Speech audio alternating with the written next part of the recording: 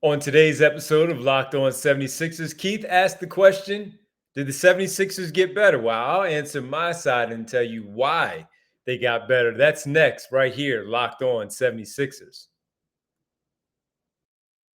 You are Locked On 76ers, your daily Philadelphia 76ers podcast. Part of the Locked On Podcast Network, your team every day.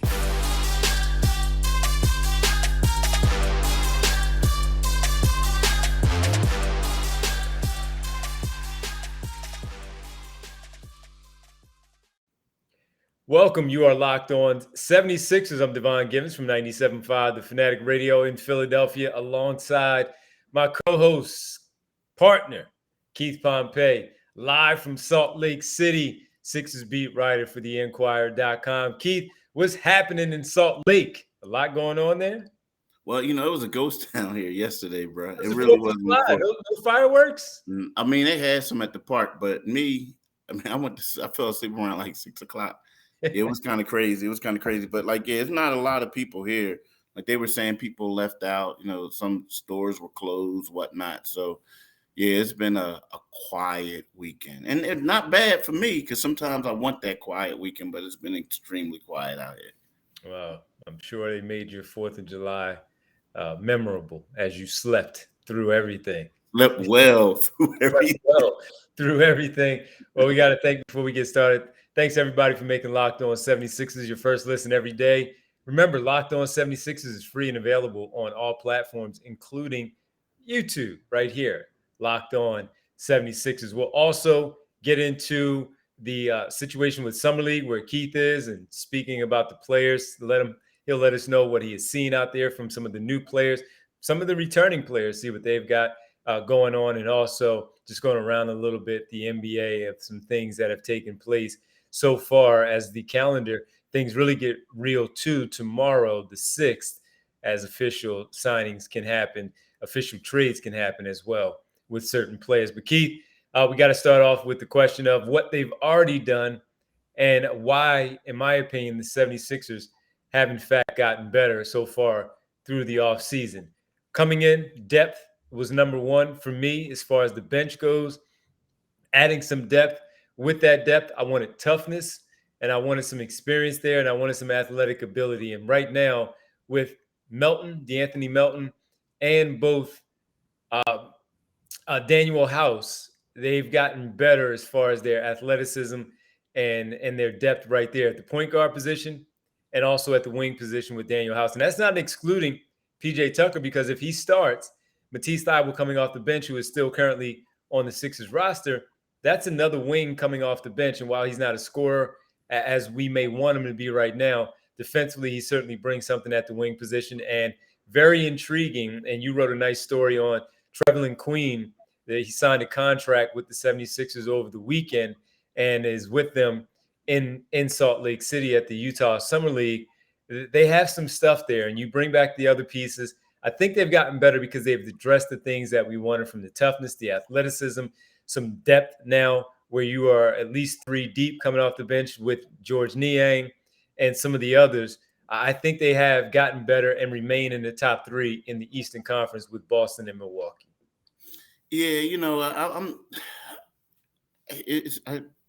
me personally, I think they need to make a couple more moves. I understand. I like it. Like, my biggest thing is they got tougher. They need to get more people to get better. Now, if Trevelin Queen can do what he's done in the G League, which is tough to ask of someone, then maybe, you know what I mean? Because when I look at this team, I'm not thinking about the regular season. I mean, I'm thinking about the postseason. And we have a team that has not gotten out of the second round in a long time. I mean, way before Brett Brown, Doc Rivers, the whole 9, right? So when I look at these two guys, these pickups that they have, yes, you got PJ Tucker, who won the championship. I get that. But when you look at these wing players, they both struggled in the postseason last year. And in the playoffs, yes, the regular season, you can get off, you can do this, whatever. But when teams start focusing in on you, I'm talking about Daniel House shot 20% from 3, and D'Anthony Melton, rather. He was a guy who was basically benched in the playoffs. He shot 17% from three in one series. And the reason why he played in the second one was because of injuries and stuff like that. So again, I love the toughness. Love everything else. But, I still think that when you have guys like Furkan and all these other guys, they need to be more consistent in what they do. And I think that the 76ers need to make more moves for them to be able to compete with those teams. Because when you look at those teams you just talked about, I'm sorry for being long-winded, right? But Milwaukee and Boston, man, keep talking. Milwaukee and Boston both made upgrades to their rosters. They got like Boston needed a point guard. They have a point guard. They're going to get Gallinari to come off the bench and shoot threes and stuff like that. Joe Ingles is going to the Milwaukee Bucks, a guy who would come off the bench and get shots and get buckets for him. So while the Sixers got tougher, both of these teams were both tough. Nobody questioned the Celtics' toughness. No one questioned the Milwaukee Bucks' toughness. But now they also got shooters and they got position players and stuff like that. So, to me, it's one of those things where I think the Sixers got to make a couple more moves. I don't disagree with that. I'm just simply talking about on this face of what they've done already as is. They have gotten better because of the depth of wing position, Melton as somebody you feel like you can trust at the point guard spot, and obviously PJ Tucker. I don't think they should be done. And quite honestly, I don't think that Daryl Morey is done in what he may want to do. So I don't know if that's some sort of blockbuster, some big deal involving Tobias Harris, something smaller with Thibault, Korkmaz, Milton, somewhere along those lines. I don't think they're done either. And they should, because they are still in need of a shooter. They are still in need of a veteran and backup big man. Even if you feel like Paul Reed and Charles Bassey are going to be able to give you some minutes next season, I don't know that they feel that way. So they are still left with those two spots that I think need to be addressed in the offseason. And who knows in what form they'll come, whether it's free agency or via trade, as we just talked about with some of the potential candidates there. I agree with you. But on its face of what is already done, I think they are better than what they were when the season ended in Game 6 against the Miami Heat. That's where I am. Yeah, that's where I am. So hope I explained that a little bit more for the folks out there. We appreciate you checking in. When we come back, as we mentioned, Keith is in Salt Lake City. So some of these names, Trevelin Queen, Michael Foster, name that a lot of people don't know about from the team, G League Ignite team, will get a little peek of what's going on in Salt Lake ahead of their first game of the summer later on this evening. We'll talk to Keith about that. That's next right here on Locked On 76ers. And we got to tell you, as we talk about basketball, got to tell you about some of these video games, basketball in general. And if I said boom shakalaka, what game would you think I'm talking about? Well, I think you know what it is. And we have big news involving that one. The only NBA Jam is back. Arcade 1UP, the leader at home retro arcade games, is not only bringing the best game ever back, but they've made it bigger than ever with a, wait for it, Shaq edition. There's not many bigger than that, man. And listen, I didn't play with Shaq in NBA Jam, but I played the NBA Jam game as a kid with my dad, my brothers, my friends, my brother and my friends. We had a ball. My cousins, we had a ball. And it was great to be able to pick the team I wanted with the two best players that I felt like I could go to work with. Think the basketball catching on fire, the dunks where you do all these types of tricks in the air. It was just a fantastic two-man game that you're playing.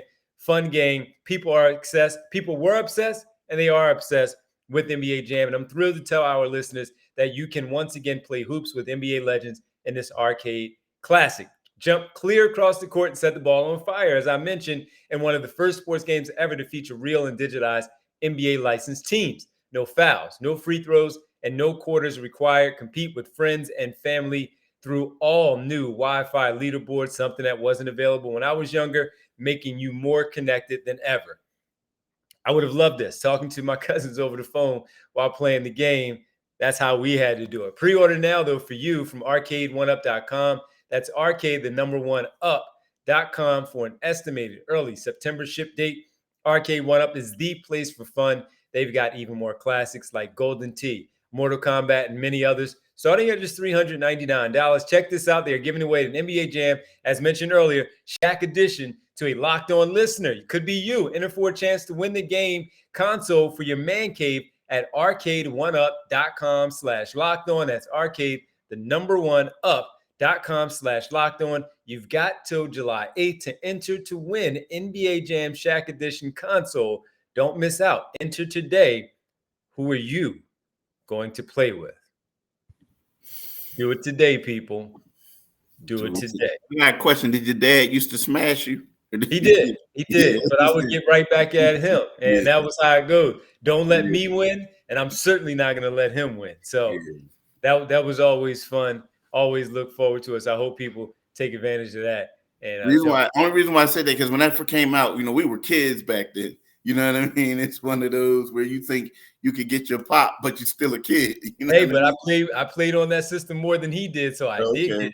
I did take advantage. I had more hours in than he did. The 10,000 hour rule, 10,000 hour rule on video games. Not so much. That's bad, but yeah, you know what I mean. Thanks for everybody for making Locked On 76ers your first listen. For your next listen, check out the Locked On Now podcast. Nightly recaps of every NBA game, starting with the summer leagues here with analysis from our local experts. Is free and available wherever you get your podcast. Keith, we got to talk about Summer League right now, where you are in Salt Lake with the Utah Summer League getting underway. And a lot of interesting names from Trevelyan Queen, as you mentioned, Michael Foster, a player that a lot of people don't know about from the G League Ignite team. They picked him up as an undrafted free agent. And then, of course, Isaiah Joe, Paul Reed, Charles Bassey, Jaden Springer, also there. What can you tell us? Charlie Brown, Miles Powell, what can you tell us about what you have been seeing thus far with the Summer Sixers?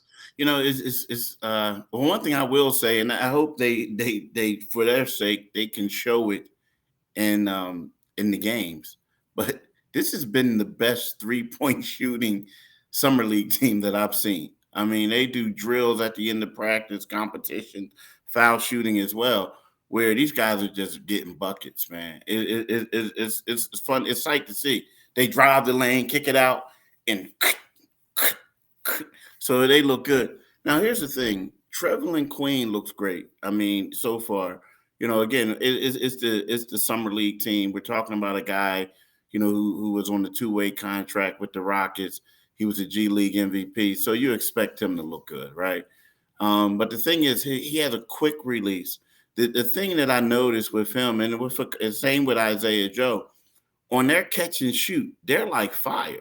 But it just seems like when they got to put it on the ground or like dribble a little bit and then fire it up, the shot was off a little bit.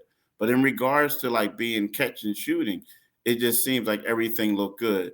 Now, the surprise, I'm not going to say surprise, but yeah, the surprise of the 9 guys who you expect, like 9, like Bassey and B-Ball Paul, all that, is Michael Foster Jr.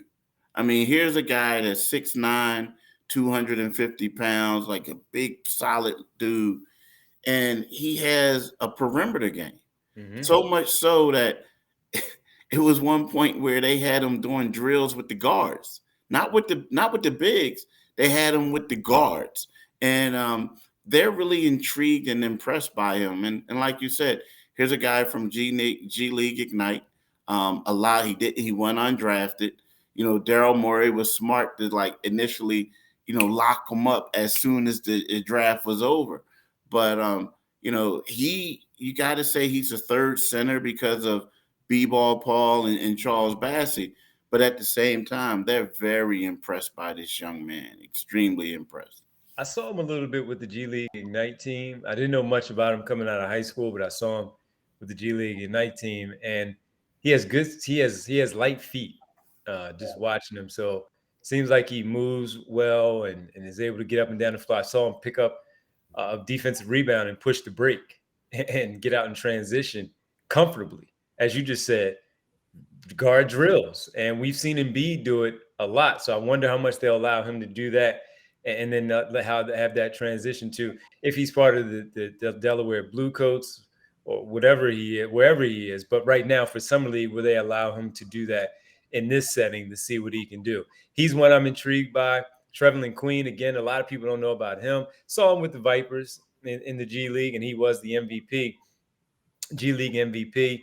Also defensively, I think he was 5th in steal. No, he led the league in steals as a 6'6" guy out there. So first things first, in this setting, maybe the scoring will get you on the floor there. But also we know, as Isaiah Joe has talked about quite a bit, defense first will get you your minutes on the floor, and then the offense will follow. So let's see what he does scoring-wise, but also not letting up defensively, where that may be his mark to actually get on the floor and then show while on the floor with the big club that he can also score at this level. Jaden Springer, I want to see him, see what he does for year number 2, how much he brings from last season's Summer League, but most importantly, what he did with the G League team and have that then translate to this Summer League experience in year number 2. Utah now, Las Vegas later. I want to see what this basketball team has. We know a lot of their names outside of Queen and Foster Jr., so there's a lot for these Sixer fans to pay attention to beginning tonight, 7 o'clock Eastern Standard Time, when they play the Memphis Grizzlies Summer League team as well. Yeah, so it's going to be exciting, bro. It's going to be exciting. Should be a fun one. And when we come back, we'll talk about more fun, potential moves that could go on around the NBA, what it might mean for the 76ers as the July 6th date rolls around on Wednesday. And that's where a lot of things in the league becomes official. James Harden still hasn't signed his contract. What does that mean? Kevin Durant still no trade as of yet. The same thing with Kyrie Irving.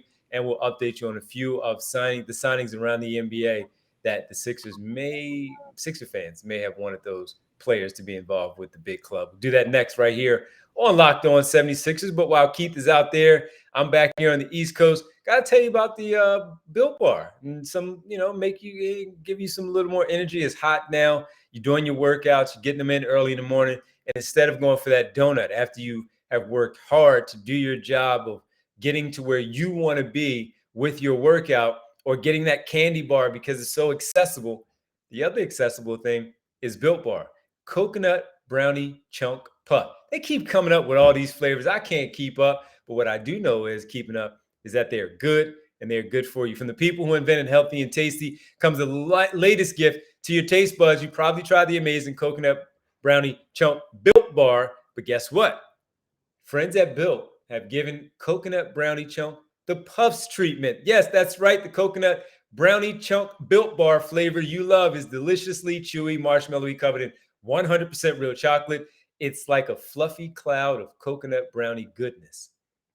I like that word, goodness. But stop drooling. Listen, they're good for you. Low calorie, low sugar, high protein, and all deliciousness. All Built Bar are made with collagen protein which your body absorbs more efficiently and provides a ton of health benefits. Eat something that tastes good and is good for you. The best part about Built Puffs is, of course, that they taste amazing, but you can enjoy them guilt-free because they're actually good for you. They are the perfect treat, perfect for when you got that craving thing going on, whether it's after the workout, midday, later in the evening, you need to satisfy your sweet tooth, or you quickly need a healthy snack. They're an excellent source of protein. Delicious coconut, rich, sweet brownie, creamy marshmallow. Stop fantasizing. Get to Built.com to order your box of coconut brownie chunk Built Puffs right now. Simply go to Built.com, use promo code LOCK15 and get 15% off your first order. Use promo code LOCK15 for your new coconut brownie chunk puff. That's at BuiltBar.com. All right. Do that today, people. Do that today. Once you're making sure you follow up on your routine, make sure your body is right. When you're on the beach, eat your Built Bar. All right. There's a lot of stuff going on, Keith, around the league. First, an update early morning. TJ Warren, a big fan, Sixer favorites, trying to get him on the cheap. Signs a one-year deal with the Brooklyn Nets. I haven't seen any money yet as how much money he was getting from this deal, but a one-year deal for the Brooklyn Nets. What does he know, number one, that we don't know, that he decides to go to Brooklyn when we don't have any idea what's going on there as far as playing time for anyone? What does he know there? And then secondly, I just wish the Sixers were able to be in on that. Yeah, it's one of those things. TJ is a different type of dude. I mean, I like him, But I think that a lot of the injuries he had, and then there were certain people who was concerned. When was it? You know how like, are you hurt or are you injured? You can That play hurt, right. you can't play injured, and so there were some questions at previous spots that he was at with that. I think he's a great addition. He can fire it up like you said. But to me, it looks like there was a lot of places where the money just was tied up. And then you look around and you say, well, where can I fit in at and where can I get a lot of playing time on a team that you think is going to be competitive, right? So, but yeah, you're right. The crazy part is with all this, what's going to happen with KD and Kyrie, and it's like, normally this could be the team that you want to stay away from. But it probably went down to where they were saying, hey, look, you come here, get you right for a year, and then we're going to probably, not it's not about the money, but it's more so about the opportunities that we're going to give you. Yeah. Kind of, yeah, and that's what I think it is. But Okay. yeah, the reason why I think there are some teams like again, a great player, but are you hurt or are you injured? And I Fair think enough. that was the thing that scared some teams away. Fair enough. And another Eastern Conference playoff team, the Chicago Bulls, they picked up Sixer favorite to come back here and be the backup to Joel Embiid. That would be Andre Drummond on a 2-year deal last week. Over the weekend, they picked up Goran Dragic. Keith, I didn't expect that spot. I thought Dallas, he was linked to Dallas for so much time last season after he was finally moved on from the Miami Heat and eventually landing with the Brooklyn Nets also. But he signs with the Chicago Bulls. Good landing spot for him. I was just a little surprised, a little shocked that he didn't go to Dallas, as it has been rumored for so long now.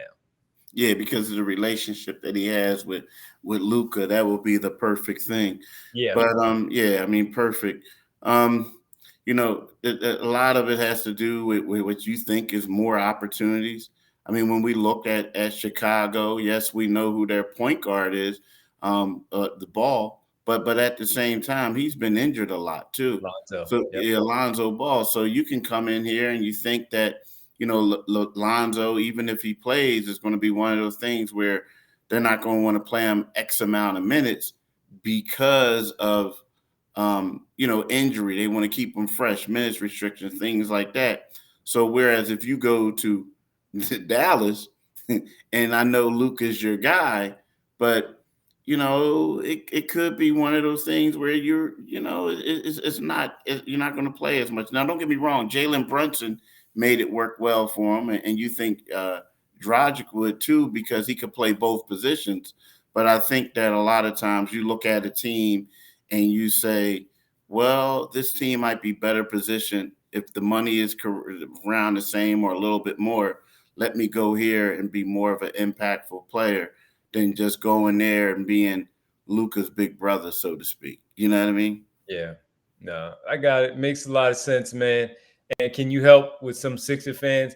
I understand it, but just for you, being the insider that you are, James Harden contract still not done. Partying with Embiid, his new teammate, back with his old teammate, new teammate here in Philadelphia for the first time. PJ Tucker, Tyrese Maxey was in the house. I saw many NBAers from Jason Tatum, Mo Bamba, Garrett Temple at this party with Michael Rubin. Looks like he's doing some, he's partying in the Hamptons as he's talking to the Sixers in the Hamptons about his contract. What does this contract status mean right now that he hasn't signed? I'm not worried. I think I understand it. They're just going through what they're going through, seeing if they can make other things happen before they officially sign it. But he's partying with his teammates in New York, which can be a bad thing. Yeah, I think people getting a little caught up a little bit too much in this because you officially can't sign a contract until tomorrow, right? Yep. And then it's typically a lot of times an agreement is made and the team can announce it, but typically the person who announced it is the agent and stuff like that, or people will announce it to you off the record, just give it to you that way.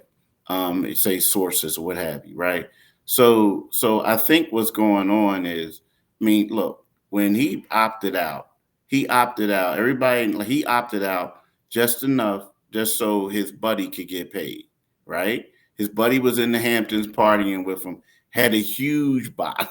Huge I mean, it was like, yeah, that was like, my man, you got me 33 million. That's a 33. good friend. Yeah, that's a good friend. So, like, believe me, they got a money total that they have. It's just a matter of, when they come out with it and this and that. Like, believe me, if he was there, he's a part of the team. He always was going to be a part of the team. But what he did was he made a way for his not best friend, but one of his better friends to be a member of this team. That's all it is. And I think that when they say negotiating, I mean, you kind of figure out when a guy opts out of a deal, he knows what he's going to get. Like, I'm opting out of this deal and I'm going to resign with you. So basically, there has to be some type of figure out there for him to do it. And he had to agree to it, because if not, why would he opt out and just give up money, right? So I think that, in the next couple of days or whenever, even could be as early as tomorrow, he'll sign a contract. Now, maybe he could wait a little bit because they could have some more wiggle room and things like that. But I don't think this is anything that Sixers fans should be concerned with at all. I agree with you. I agree with you. It will get done. He's not going anywhere. They're just doing their due diligence around the league, seeing what might be available, and work around the cap restrictions that they can for the time being, while he is, in fact, unsigned at this time. Well, Keith, you're in Salt Lake, man. I want to let you get your day going and do what you need to do before the game tonight, 7 o'clock Eastern Standard Time in Philadelphia. So we got to thank you, man, and we got to thank everybody for making Locked On 76ers your first listen every day. On our next episode tomorrow, we will talk a little bit about the result from game number 1, what we saw from the Summer Sixers in Utah against Memphis. Now make your second listen Locked On NBA, where Locked On experts are covering the biggest stories around the NBA every Monday through Friday in less than 30 minutes. It's free and available wherever you get your podcasts. Keith, where can they find us? Just like my man D said, wherever you get your podcast, right, you can go and you can subscribe on the Locked On 76ers podcast. But if you want this YouTube channel, just go to YouTube, go to Locked On 76ers, and when you see the Liberty Bell, click on that, and you will become a subscriber. But this week or whenever, you can listen to my man D on 97.5. I'm back on the evenings. Back on the evening. Now, you did the morning show today, though. I did, but he's back on the evening. So from 6 to 10, starting tomorrow, make sure you listen to my man, right? He'll keep you up to date with everything you need to know. And make sure you read all of Keith's pieces. He's out there in Salt Lake. You've already seen one on Isaiah Joe, Trevelin Queen. This team in general, follow his videos from practice and certainly at the games as well, as you check them out on theinquirer.com and at Pompey on Sixers on Twitter. Yeah. And my man, follow D at Devon G975 on Twitter. And we'd like to thank y'all for listening and have a great day. Appreciate you all. Peace.